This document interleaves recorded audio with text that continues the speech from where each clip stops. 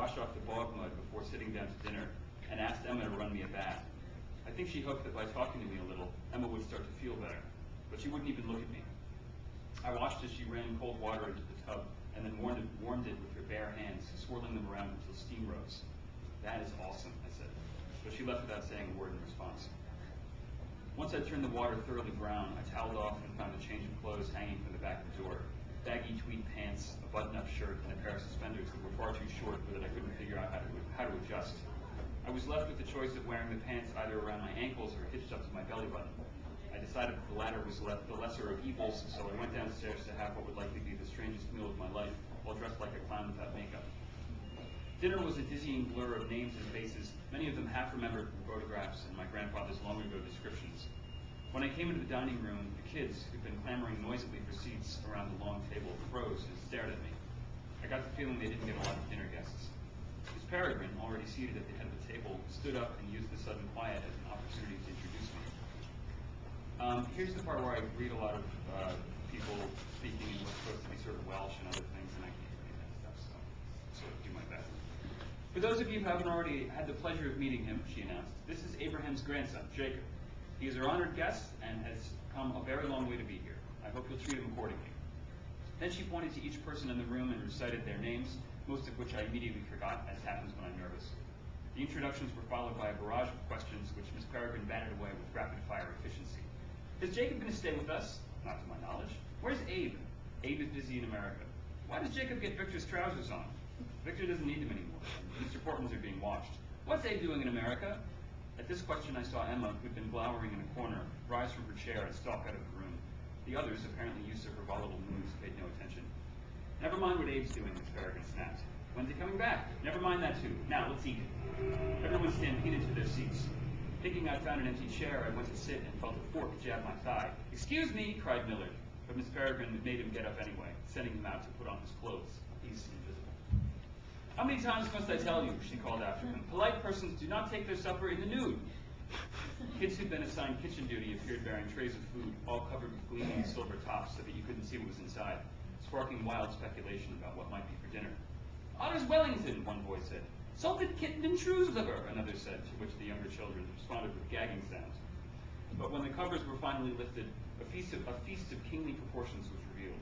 A roasted goose, its flesh a perfect golden brown, a whole salmon and a whole cod, each outfitted with lemons and fresh dill, pats of melting butter, a bowl of steamed mussels, platters of roasted vegetables, loaves of bread still cooling from the oven, and all manner of jellies and sauces I didn't recognize that would look delicious.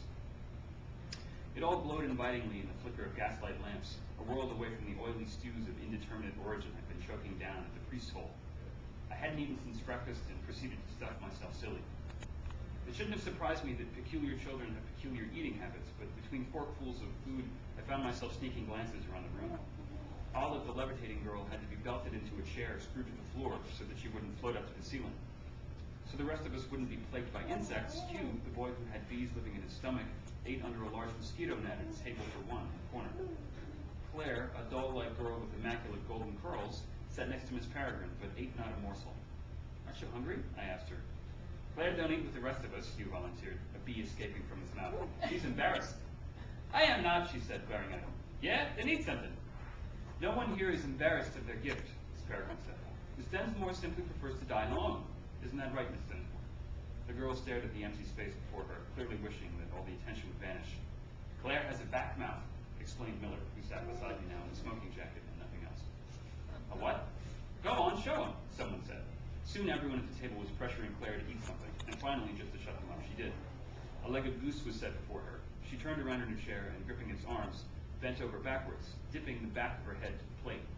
I heard a distinct smacking sound, and when she lifted her head again, a giant bite had disappeared from the goose leg. Beneath her golden hair was a set of sharp-toothed jaws. Suddenly, I understood the strange picture of Claire that I'd seen in Miss Peregrine's album, to which the photographer had devoted to... That was another typo. I understood the strange picture of Claire that I'd seen in Miss Peregrine's album, to which the photographer had devoted two panels.